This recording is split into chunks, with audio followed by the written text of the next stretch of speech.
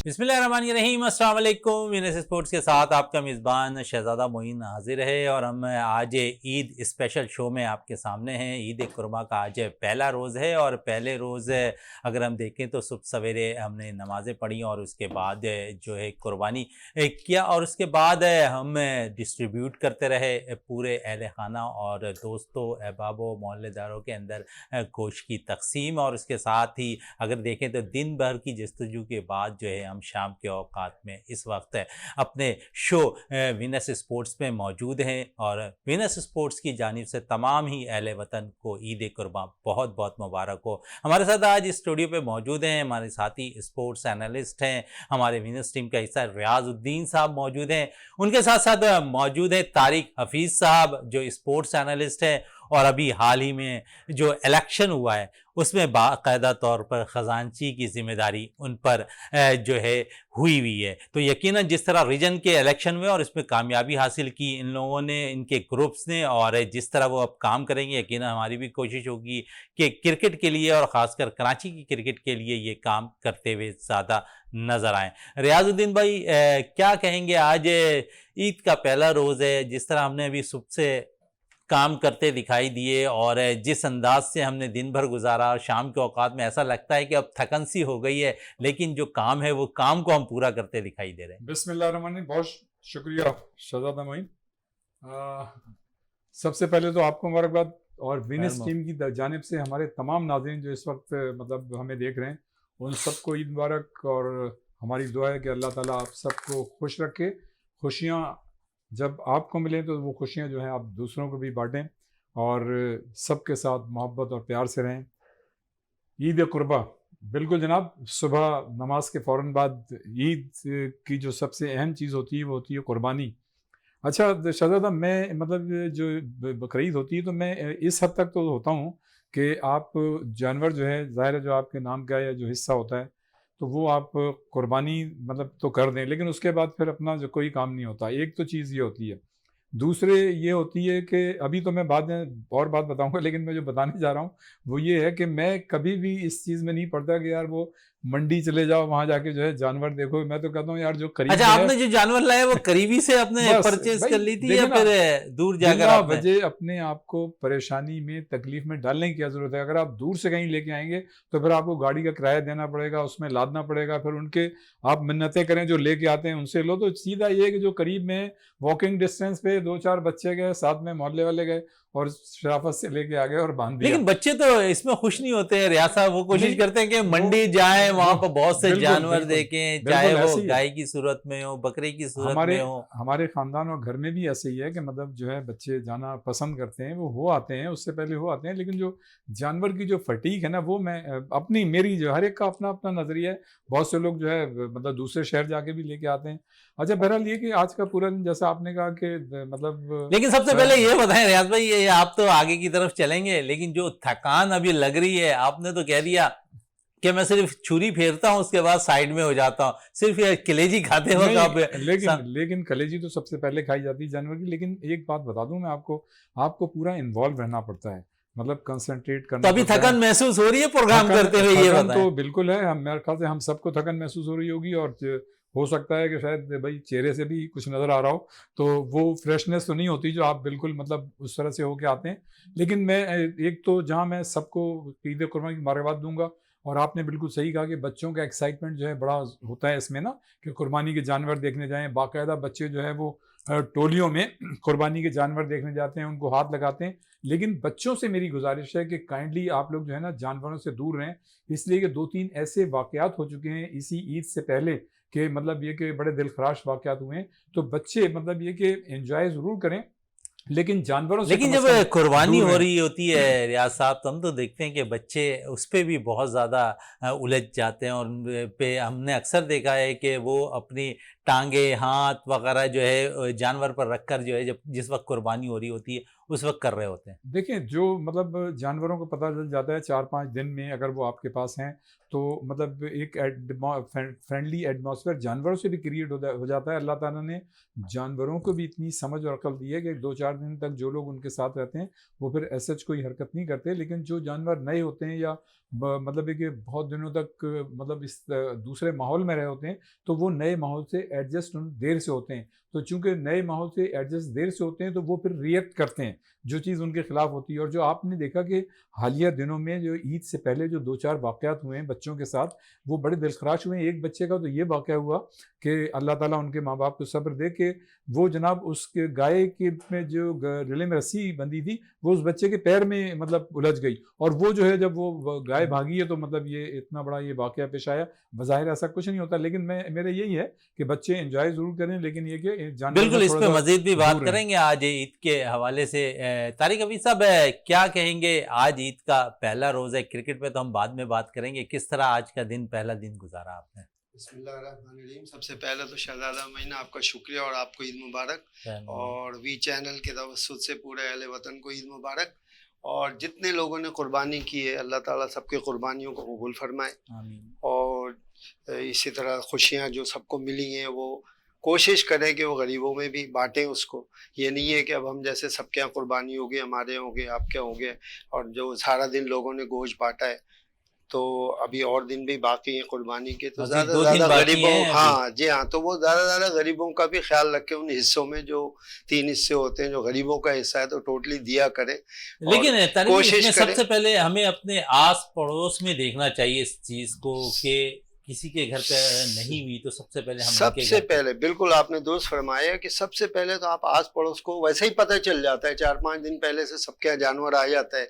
जिस बेचारे के यहाँ नहीं होते हैं पड़ोसी के, तो उनके यहाँ ज़ाहिर है सन्नाटा होता है। लेकिन बाकी तो आजकल हम देखते हैं कि बहुत ज़्यादा इस चीज़ पे तवज्जो नहीं दी जाती है। बहुत से लोग फ्रीज़र के अंदर जो है गोश्त को रख लेते हैं, काफ़ी अरसे तक चला रहे होते हैं। उन लोगों के लिए क्या पैगाम है? उनके लिए ये है कि ये मैं अब आलिम तो नहीं हूँ, लेकिन ये है कि ये मुनासिब नहीं है। ये कह सकता हूँ कि ये मुनासिब नहीं कि आप फ्रीज़र में, और बाद लोग तो चेंज कर लेते हैं फ्रिज और फ्रीज़र भी बकरीद से पहले, ताकि उसमें ज़्यादा से ज़्यादा स्टॉक हो जाए, नहीं, तो दैट इज़ एक नॉट चीज़ गुड। ये दूसरे भाई ये भी है कि जब बकरीद आती है, तो हमने ये तजुर्बा देखा है कि उन्हीं दिनों फ्रीजर और जो ये फ्रिज है ना, ये खराब होना शुरू हो जाता है। जी जी जी। ये भी एक तो लेकिन वो दूसरी एक तरफ सेल भी ज़्यादा हो रहे होते हैं, और फ्रीज़र, इसीलिए डीप हो रहे हैं। फ्रीज़र, और बिल्कुल। लोग ये नहीं सोचते कि जो कुर्बानी है ना अल्लाह के नाम की, ये सिर्फ और सिर्फ नियत का खेल है।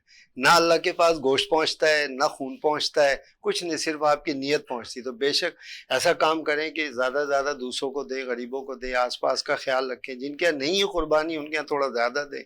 आप तो खाते रहते हैं, जब तो आपने कुर्बानी की है कि माशाल्लाह आपको अल्लाह ने इतनी हैसियत दी है। अच्छा तारिक क्या साहब, आज आपने पहले दिन कुर्बानी की है या फिर दूसरे तीसरे दिन नहीं, हम वगैरह? तो पहले दिन ही करते हैं जी। बिल्कुल। क्या खाया आज आपने? जिस तरह रियाज साहब कहते हैं कि कलेजी हमने सबसे पहले खाई, आपने क्या खाया सबसे पहले? यकीनन वो कलेजी फारिग होती पहले, सबसे पहले वही आ जाती है कि तो कलेजी थी, और बाहर से जो है ना शीरमाल और ताफ्तान वगैरह ये आ गए थे, तो बस। अच्छा, क्या अभी पूरे ख़ानदान को लेकर आप उस वक्त जो है जानवर को जो है कुर्बान कर रहे होते हैं या फिर किसी कसाई को बुलाकर आप ये काम करवा रहे होते हैं? पहले तो ये होता था कि सब फैमिली वाले भाई बहन हम इकट्ठे होते थे, तो हम एक साथ कर लिया करते थे। अब चूंकि सब मुख्तलिफ जगहों पे रह रहे हैं, अलग अलग रह रहे हैं, तो अब ये थोड़ा मुमकिन नहीं होता। लेकिन हाँ, ये ज़रूर है कि सब अपना अपना हिस्सा लेते हैं, अपनी अपनी कुर्बानी करते हैं। तो उसके बाद आज पहला दिन होता है, सभी बिजी होते हैं, सब गोश्त बांट रहे होते हैं, आने जाने में थकन हो गई, जैसा कि आप फरमा रहे, सभी की हालत यही है, डाउन हो रहे हैं। लेकिन बहरहाल आपका शुक्रिया कि लेकिन आपने शहजादा हमें, मोइन फ्रेश लग रहे हैं माशाल्लाह। नहीं, हाँ, मेरी भी ये थकन है रियाज साहब, आज मेरी भी थकन है। शो नहीं कर रही है, शो नहीं कर बिल्कुल। रही। रियाज साहब, जिस तरह ये थकन की बात हो रही, तो दूसरी तरफ अगर हम देखें तो आज पहला दिन था और तकरीबन मैं दिन के औकात में घर से जब निकला तो मैंने शहर कायद के अंदर देखा कि बहुत सी जगहों पे गंदगी नज़र नहीं आई। हमने देखा बाज़ पिछले साल भी ऐसी चीज़ें होती हुई नज़र आई थी कि कराची आप उन शहर को जगहों बहुत पे नहीं ज़्यादा। गए जहाँ गंदगी थी। नहीं, आज तो पहला दिन है ना, मैं जिन रास्तों से आया हूँ कम से कम वहां गंदगी नजर नहीं आई। तो रियाज साहब इस पे क्या कहेंगे आप? मैं तो ये कहूँगा आप बहुत खुशकिस्मत हैं कि आपने ऐसे रास्ते मुंतखब किए जहाँ आपको गंदगी नज़र नहीं आई। लेकिन नो डाउट मतलब ये कि ये ज़रूर है कि जैसे जैसे वक्त आगे की तरफ जा रहा है कि उसी हिसाब से सफाई भी हो रही है। लेकिन देखें मतलब तमामी शहरों की आबादियाँ बढ़ रही हैं तो ये हर चीज़ की परसेंटेज बढ़ रही है। अगर जो काम करने वाले लोग हैं वो सफाइयाँ ज़्यादा कर रहे हैं तो आप ये समझें कि पिछले साल की निस्बत और ज़्यादा जानवर ज़िबा हो रहे हैं। तो मतलब गंदगी का तनासुब भी वही है, जिन इलाकों में गंदगी वहाँ पे गंदगी है, और जिन इलाकों में मतलब सफाई करने वालों को पता है कि यार कौन से रास्ते ऐसे हैं जहाँ पे सफाई करनी चाहिए, इसलिए कि ऐसा ना हो कभी कोई मतलब कोई मतलब कोई विजिट कर ले, देख ले, सरप्राइज विजिट कर ले कोई हुकूमत का आदमी, तो वो जगहें जो है साफ़ होनी चाहिए। वरना हालात जो हैं मतलब ऐसे ही हैं, ठीक है, मतलब ये कि कहीं बहुत ज़्यादा सफाई भी है, कहीं ठीक है, और हमें काम करते हुए लोग भी नजर आते हैं। ये ऐसे नहीं है कि वो उठा रहे होते हैं, रख रहे होते हैं। लेकिन बाकायदा मैंने देखा है रियाजुद्दीन साहब के अब गलियों के अंदर भी जाकर बाकायदा जो सॉलिड मैनेजमेंट की टीम है वो बाकायदा तौर पर जो है काम कर रही है। नहीं, बिल्कुल काम कर रही है, वो लोग भी काम कर रहे हैं, और मतलब ऐसे लोग भी काम कर रहे हैं जो अपनी रिस्पॉन्सिबिलिटी को सही तौर से फील नहीं करते, और उन्हें जो कम अज़ कम अपनी गली की हद तक सफाई रखनी चाहिए वो नहीं करते, और वो इस बेदर्दी के साथ वो जो आलाइशें हैं फेंक देते हैं। हालांकि उसको जो है मोहल्ले की बुनियाद पे भी मैनेज किया जा सकता है। देखिए सारी चीज़ें आप वेस्ट मैनेजमेंट में डाल दें, काम करने वालों पे डाल दें, और आप जो है बिल्कुल फारिग हो जाएं कि नहीं जी अब वो सब कुछ वही करेंगे। देखिए हर एक की एक इंडिविजुअल रिस्पॉन्सिबिलिटी होती है, उसको वो फील करनी चाहिए, और अपनी रिस्पॉन्सिबिलिटी जो है वो किसी दूसरे पे शिफ्ट नहीं कर देनी चाहिए कि जी उसकी जिम्मेदारी वही करेगा। थोड़ा सा आपको भी बढ़ के काम करना चाहिए। हमने तो ये देखा है कि बाज़ लोग जो हैं इनकी मतलब इंडिविजुअल रिस्पॉन्सिबिलिटी बड़ी अच्छी होती है, और वो इस चीज़ को महसूस करते हैं, मोहल्ले में लीड करते हैं, बताते हैं लोगों के नहीं जी इसको ऐसे नहीं करें, आप इस जगह एक जगह कर दें, या बाकायदा वो चूना वगैरह लेके आते हैं, स्प्रे लेके आते हैं, वो खुद भी उसको करते हैं, और फिर जो वेस्ट मैनेजमेंट वाली टीम आती है वो भी कर देती है। लेकिन हमने ये ज़रूर देखा है कि जो वेस्ट मैनेजमेंट जो मतलब ये काम कर रहे हैं हुकूमत की तरफ सफाई वाले, वो अपनी जिम्मेदारियां अदा कर रहे होते हैं। लेकिन दूसरी जानिब कुछ इलाके ऐसे होते हैं जहां कतई कोई नजर नहीं आता, और दो दो तीन तीन दिन वहां पे नजर नहीं आता। उसकी शहरियों की भी गलती है, इस बात को आप तस्लीम करें कि थोड़ी सी। उसकी वजह यह है कि हमारा जो सिस्टम ऐसा है, देखें जो पहले सिस्टम था उसमें गली मोहल्ले में लोग जो थे, काउंसिलें थी, ये थी वो थी, लीड किया करते थे, सबको एक दूसरे का पता था, वो अपने काम कर रहे होते थे। खुदा करे वो निज़ाम जो है जल्द नाफिज हो जाए तो वो मतलब वो चीज़ें कम हो जाएं। लेकिन ये जरूर है कि मतलब बहुत सी जगह हमें काम भी होता हुआ नजर आ रहा है, और बहुत सी जगहें ऐसी भी हैं जहाँ पे तारिक साहब से भी बात कर लें। तारिक साहब क्या कहेंगे सफाई के हवाले से? सफाई के हवाले से ये है कि जो वेस्ट मैनेजमेंट है उनमें थोड़ी बेहतरी तो आई है, देखने में आया हमारे इलाके में भी बखर वगैरह में कि देखने में तो आया सफाई। लेकिन वही बात है जो रियाज भाई ने कहा है कि इतना शहर उरुसुल बिलाद हो गया है और इतनी आबादी बेइंतहा बढ़ गई है कि काम भी उसी हिसाब से 4 गुना बढ़ गया है, तो शायद वो वेस्ट मैनेजमेंट के इतने कवरेज में नहीं आ पा रहा है। उसके लिए मजीद प्रोग्राम की ज़रूरत है। हाँ ये ज़रूर है कि इसमें जैसा आपने फरमाया कि जो ना अहले महल्ला हो गए, लोग हो गए, इनकी बहुत बड़ी जिम्मेदारी।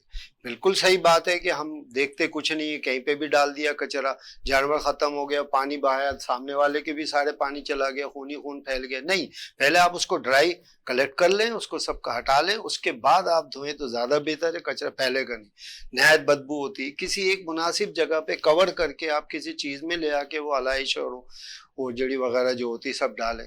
ऐसी खुली ले आके सड़कों के किनारे फेंक देते हैं, फिर वो जानवर आते हैं उसको वो कर देते हैं, उससे बदबू फैलती है। बहुत ही मतलब और अभी तो पहला दिन है, और अभी जो 2 दिन आगे तो आप देखें। अच्छा मजे की बात ये, सॉरी आपकी बात कर रहा हूँ, पहला दिन जो होता है ना उसमें वेस्ट मैनेजमेंट वाले भी थोड़े से अलर्ट नजर आ रहे होते हैं, ताज़ा दम होते हैं, पहला दिन होता है, काम कर रहे होते हैं, और जो हम लोग होते हैं वो भी थोड़े दिन पहले दिन ख्याल कर लेते हैं। लेकिन दूसरे और तीसरे दिन जो है फिर वो चीज़ें जो हैं वो होती चली जाती हैं, तो वो उस तरह से नहीं होता। बहरहाल मतलब ये है कि ये तो मैनेजमेंट का मसला है, बिल्कुल मैनेजमेंट का। लेकिन इस तरफ हमें भी अपने प्रोग्राम की तवज्जुह से लोगों को ये पैगाम जरूर देना चाहिए। बिल्कुल आपने कहा तो मैं एक मतलब फिर कहता हूँ कि जितने भी लोग जिन्होंने कुर्बानी की, और अल्लाह के फजल से सभी ने कुर्बानी की होगी, तो उन पे ये जिम्मेदारी आयद होती है कि काइंडली वो जो है अपने इर्द गिर्द के माहौल को अपना शहर साफ होगा, अपना मुल्क साफ होगा तो आप एब्सोल्युटली राइट। अपने घर, अपना महल्ला, अपनी गली से शुरू करेंगे तो शहर खुद ब खुद बिल्कुल। थोड़ी सी हमने सीरियस गुफ्तगू कर ली है शहर कायद के हवाले से, हम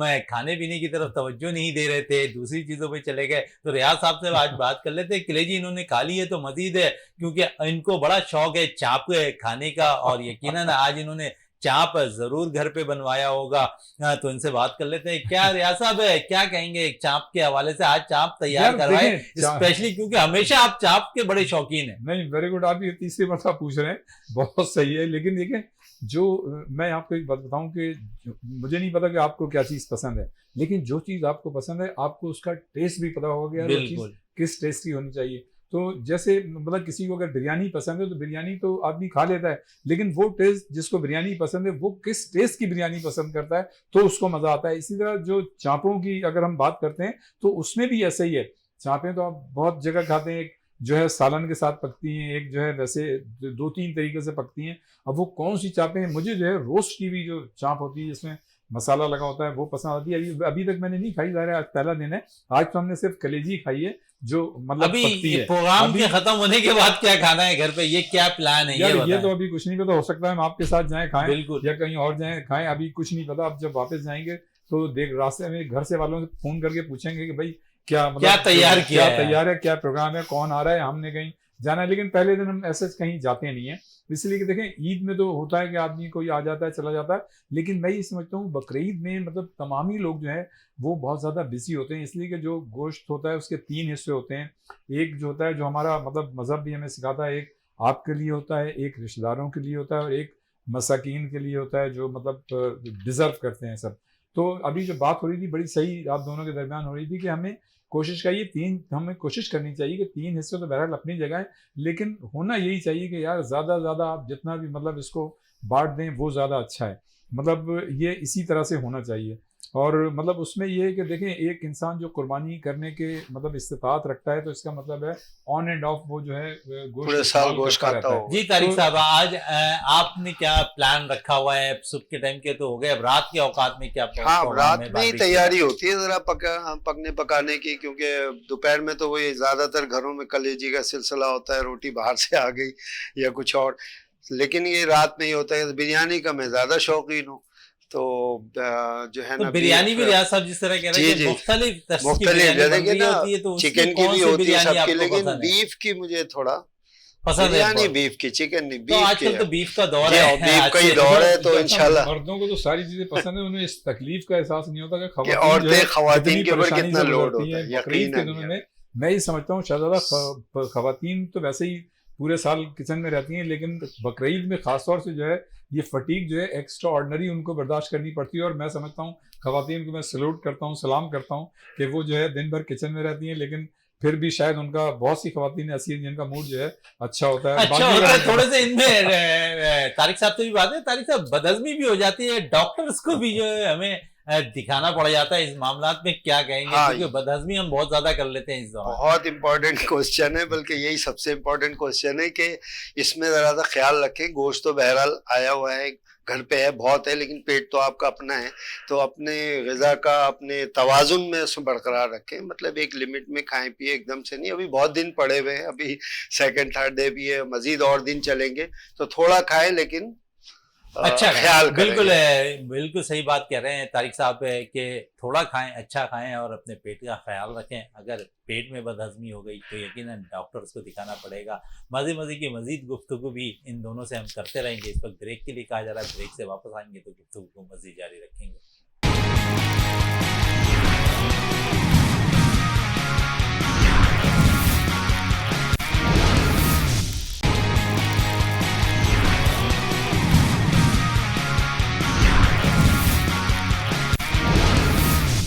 बिल्कुल, वक्फे से पहले हम मज़े मज़े की बातें कर रहे थे, मज़े मज़े की खाने की बातें भी हो रही थी और उसके साथ साथ शहर को साफ करने के हवाले से भी बात हम कर रहे थे कि अपने शहर, अपनी गली, अपने मोहल्ले, अपने मुल्क को साफ रखना है। यकीनन साफ होगा हमारा शहर, हमारी गलियां, तो पाकिस्तान इसी तरह साफ सुथरा नज़र आता रहेगा। रियाजुद्दीन की आपकी तरफ वापस आते हैं। रियाज साहब, बड़ी बातें हो गई खाने पीने की, और क्योंकि हम इसमें देखते हैं कि दोस्तों की गैदरिंग बड़ी होती है, तो इस दौरान क्या आपने अपने दोस्तों को भी इनवाइट किया हुआ है फैमिलीज के अलावा?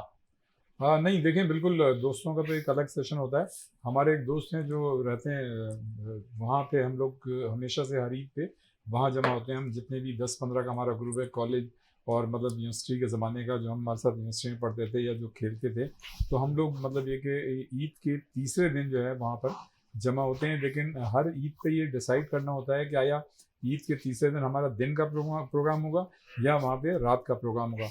बाकी जैसे आज का दिन है, पहला दिन है, तो आप देखा कि जब कुर्बानी जो है वो तकरीबन 2-3 बज गए उसको करते करते, तो मैंने तो जहाँ करीब करीब लोग थे मैंने वहाँ पे उनको दे दिया। बाकी जो है अब घर के जो दूसरे हमारे लोग हैं वो जो है फिर मतलब कुर्बानी जो है वो उसका गोश्त जो है दूर मतलब रिश्तेदार जो रहते हैं उनको मतलब वो पहुंचाएंगे। तो ये जो है मतलब इस जो हिस्से बांटने का सिलसिला रात गए तक शुरू होता है। अब मैं जब आपके यहाँ अपने इस प्रोग्राम से घर जाऊँगा तो उसके बाद भी मतलब ये कि रास्ते में आ रहा था तो मुझे फ़ोन आया था कि जी फलां जगह गोश्त देने जाना है, तो मैंने गाड़ी में रख लिया है, तो वो अभी गाड़ी में मौजूद है जनाब। और फिर जो है ये गोश्त जो है वापसी में वहाँ पे दिया जाएगा। अच्छा, ये गोश्त जो है यहाँ भी लाया जा सकता है, लेकिन यहाँ कोई पकाने का ऐसा इंतज़ाम नहीं है। और आपके सुबह का प्रोग्राम जो है वो मेरे ख्याल से जिस वक्त खाना पकाना होता है वो उस वक्त होता है, तो वो जो है नहीं, आप कोई प्लान रख ले रियाजुद्दीन साहब, हमारा स्टाफ जो है इस किस्म को तैयारी करने में माहिर है इस किस्म में। तो अगर देखें, अगर तो मतलब सुबह के प्रोग्राम का हो गया और सुबह तक गाड़ी में गोश्त रहेगा तो वो आ जाएगा यहाँ पे। हाँ, ये है कि पकना चाहिए उसे,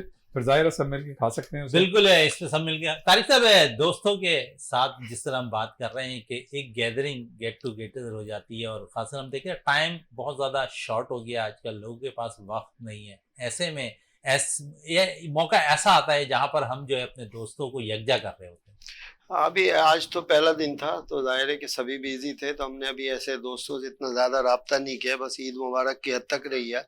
तो अब ये है कि कल सेकंड डे तो ज़्यादा फैमिली का होता है, सेकंड डे ज़्यादातर फैमिली का होता है, वो करके फिर उसके बाद हम दोस्तों से राब्ता करेंगे। अब तो हमारे क्रिकेट के भी इतने साथी हो गए हैं और सारा कुछ हो गया कि काफ़ी जो हमारा सिलसिला है वो बढ़ गया है। तो फिर वो हम राब्ता करेंगे, प्रोग्राम कहीं रखते हैं, देखते हैं कि भाई कहाँ जमा हुआ जाए और किस तरह जमा हुआ जाए, तो वो फिर देखेंगे इंशाल्लाह ताला कल। अच्छा, कोई बारबेक्यू घर पे बनाने का इंतजाम है? पहले दिन तो आज रात हो जाएगी आपको घर जाते जाते, दूसरे दिन तीसरे दिन ऐसा कोई प्लान है, या फिर कहीं घूमने फिरने का भी इरादा है इन दिनों के अंदर? हाँ देखें, फैमिलीज में तो ज़्यादा जाना होता है क्योंकि बकरीद में ऐसा होता है कि लोग फारिग नहीं होते, किसी के सेकंड डे हो रही होती है, किसी का थर्ड डे, तो उस लिहाज से सभी ज़्यादा बहुत मतलब बिजी होते हैं। ये तो पूछ के जाना पड़ता है। ये पूछिए कि आपके यहाँ कब प्रोग्राम है। तो अच्छा, आपको मैं मुबारक देना भूल गया, माशाल्लाह KCC में आपको बहुत बहुत मुबारक हो। आप मतलब ज़ाहिर है नए मनसब पे अब आप लोग फायज हो गए और जिम्मेदारियां संभाल रहे हैं, और सबसे पहले अब अंडर 19 आपके पास आएगा। हाँ, सवाल जो मैं ये कर रहा था शहजादा, मैं ये कह रहा था कि जो अभी आप बात कर रहे थे ना बारबेक्यू, है पूछ लें कब है ताकि कब आ जाए। बिल्कुल तारिक भाई, दावत तो दें। अब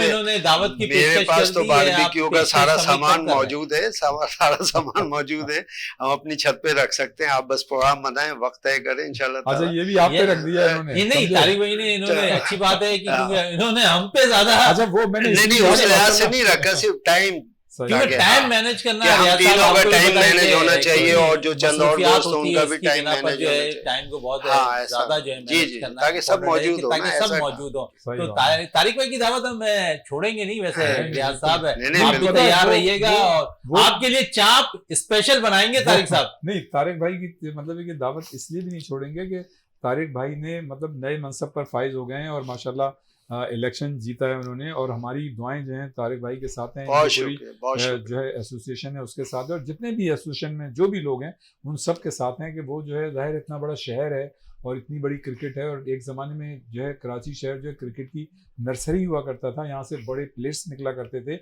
और हमें उम्मीद है कि अब जब आपने नई जिम्मेदारियाँ संभाली हैं तो इसके बाद हमारे जो मतलब बच्चे हैं उनको मतलब चांसेस मिलेंगे और वो खुद भी अच्छी परफॉर्मेंस देंगे। और अब इस पे मजीद तारिक भाई से भी बात कर लेते हैं। तारिक भाई, हमने तो सोचा था थोड़ी सी जो है क्रिकेट से हटके बातें करेंगे अपने शो में, लेकिन रियाज साहब ने आप पे जो मनसब पे फाइज हुए हैं, आप जो रीजन के इलेक्शन हुए और वहाँ पर जो आप मनसब पे फाइज हुए, कैसा आप देखेंगे? क्योंकि हमने देखा कि माजी में बहुत से लोग आए, काम किया उन्होंने, अब नए मनसब पे नए लोग आकर बैठ गए, आप भी पहली दफ़ा इलेक्ट हुए हैं, सेलेक्ट हुए हैं, तो यकीनन क्या कहेंगे इस मनसब के आने के बाद कराची की बेहतरी क्रिकेट में नज़र आएगी? नहीं, इंशाल्लाह ज़रूर नज़र आएगी, और आ रही है, इसलिए कि जैसे ही हम मनसब पे आए हैं तो PCB ने ऑलरेडी अंडर 19 और सीनियर डिस्ट्रिक्ट की टीमें बना चुके थे वो। अपने कोचेस के जरिए कराची भेज के टीमें बना चुके थे। जैसे ही हमने इलेक्शन जीता है, हम सिलेक्ट हुए हैं, उसके बाद उन्होंने हमें लिस्ट दे दी है।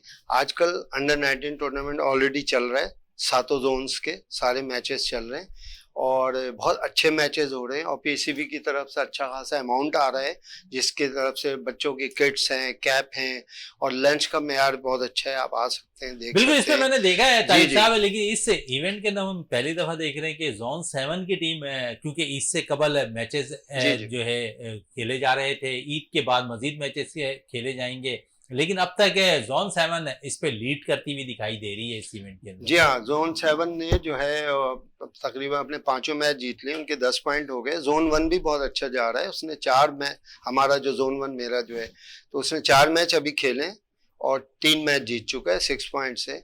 और जोन 2 उसके भी शायद 5-6 पॉइंट, ये 3 जोन जरा अच्छे जा रहे अच्छा, हैं। फिर इसमें और अभी इससे हमारे दो 2 मैच लड़के बाकी हैं। तारिक साहब, अब्दुल्ला का अगर जिक्र ना करें तो हाँ, ये उसने सेंचुरी जाती होगी उसके जी। साथ है, नया उभरता हुआ बैटर नजर अच्छा आया, अच्छा बैट्समैन। अच्छे रन कर रहे हैं, स्ट्रोक अच्छे हैं उसके पास। तो ऐसे इवेंट्स जब होंगे तो यकीनन जो हम क्रिकेट पे बात करते हैं ना, ग्रास रूट लेवल से प्लेयर्स निकल कर आना, तो समझ रहे हैं कि यहाँ से आपको प्लेयर्स निकलते हुए नजर बिल्कुल, आएंगे। बहुत अच्छा आपका वैलिड क्वेश्चन है कि इन बच्चों को, कल भी मैं ग्राउंड गया था, मैच देखा अपने बच्चे थोड़ा सा, तो उनको यही मैंने कहा था कि देखो बेटा, अब बनेगी कराची रीजन की टीम अंडर 19 और ये 7 जोन में से लड़के सिलेक्ट होंगे, उन्हीं से बनेगी ये।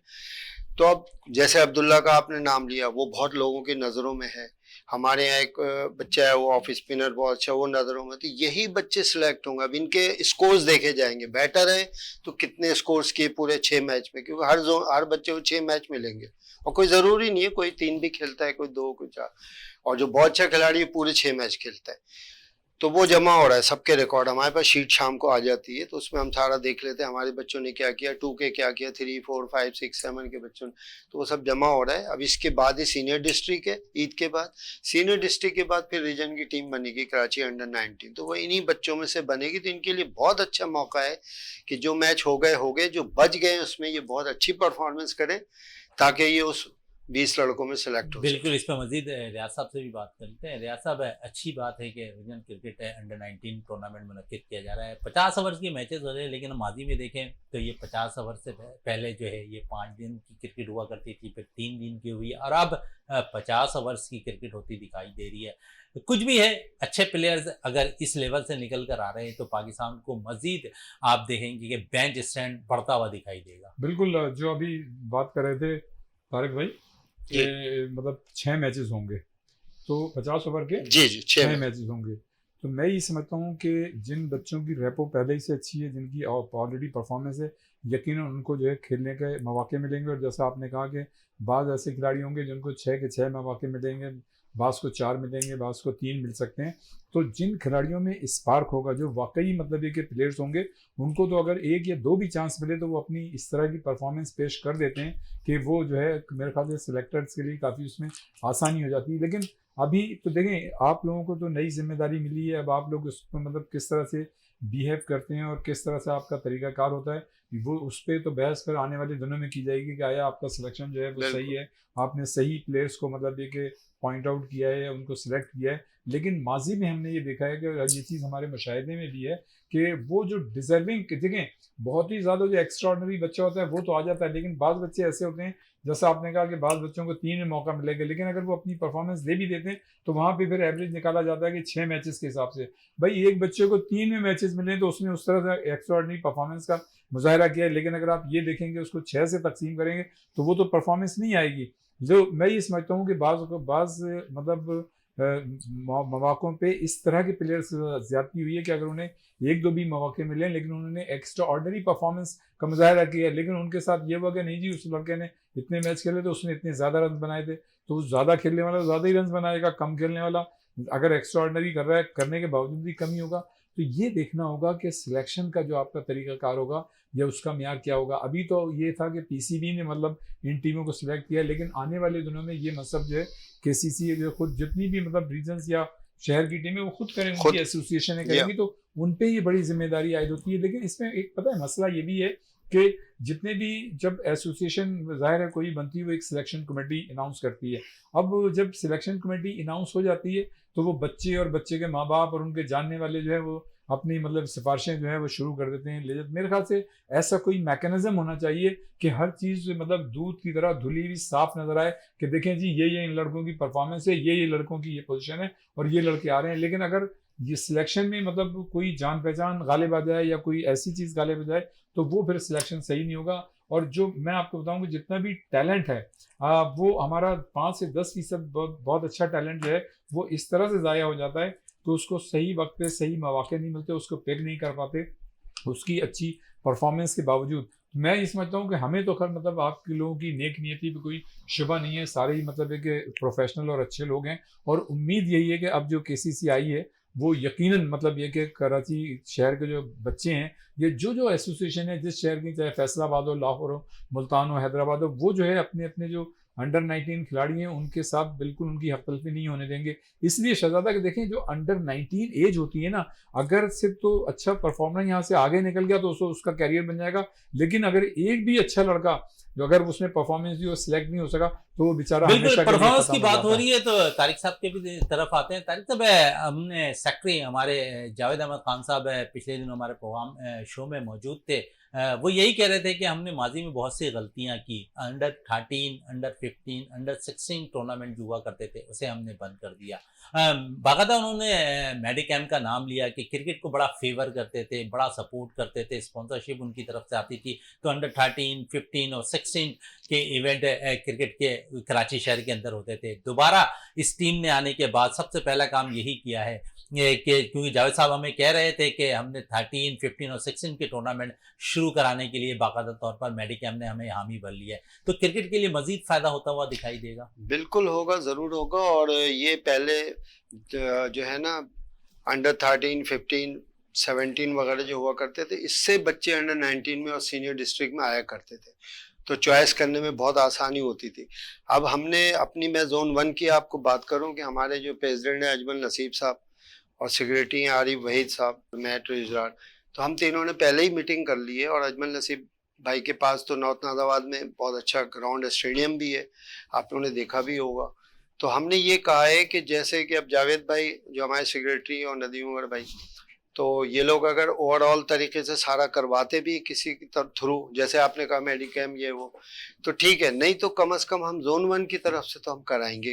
अजमल नसीब भाई ने कहा कि आप गो हेड, आप मीटिंग करें, आप इंतजाम करें। तारिक भाई हम लोग कराएंगे इंशाल्लाह 13, 14, 15, और वो कराते रहे, अपने दौर में कराते भी रहे वो। तो इंशाल्लाह हम ये कराएंगे और इससे बच्चे ऊपर आएंगे। और वही मेन बच्चे होते हैं छोटे, जो 13 साल, 15 साल, 14 साल, वहीं से सब निकलते हैं। अच्छा ये तारिक भाई ये तो बड़ा है मसला, लेकिन हमारे यहाँ सिलसिला ये है कि जब टीमें बनती हैं तो ओवर एज लड़के जो हैं वो आ जाते हैं। और ये रिजर्वेशन रही है, मतलब जो मुल्कों की टीमें, सूबों की टीमें, शहरों की टीमें बनती हैं उसमें भी बाज़ हमारे जो अहदेदार हैं वो कोशिश करते हैं कि हमने देखा है मुशाहिदे में और नज़र आता है सब कि मतलब अंडर 18 टीम में 22, 23, 24 साल के बच्चे जो हैं वो होते हैं। अब वो किस तरह से होते हैं वो तो एक अलग चीज़ है, लेकिन अब बच्चे खुद भी मतलब इस तरह से ऐसा सिलसिला हो जाता है कि वो ओवर एज होते हैं। और यही वजह है कि जब हमारे बच्चे इंटरनेशनली मतलब लेके जाते हैं तो वो फिर मतलब उनका म्यार बरकरार नहीं रहता, जबकि दुनिया भर की वो फिटनेस भी नहीं रहती, दूसरी टीमें वो मतलब उसी एज के हिसाब से लेके चल रहे होते हैं, इसलिए कि वो लॉन्ग टर्म प्लानिंग पे अमल करते हैं। हम जो है हर मामले में शॉर्ट टर्म प्लानिंग पे अमल करते हैं। हम चाहते हैं कि यार अंडर 18 हो रही है लेकिन 25 साल का लड़का खिलाओ, किसी तरह से हम जो है ये जो है टूर्नामेंट जीत जाएं, इवेंट जीत जाएं, ताकि हमारी अहदेदार है, हमारी वाहवा हो जाए कि देखो जी इनके टेन्योर में यह टीम जो है जीत गई। लेकिन उनको इससे कोई गर्ज नहीं होती कि यार आप जो आज ये काम कर रहे हैं, अगर आपका कल लड़का ये 5 साल खेलेगा और जब वहाँ की अंडर 25 टीम होगी तो ये तो 32 साल का होगा उस वक्त, तो ये तो उन 25 साल वाली परफॉर्मेंस नहीं दे सकेगा और अल्टीमेटली फिर आपकी टीम की परफॉर्मेंस जो खराब हो जाती है, आप हारना शुरू कर देते हैं।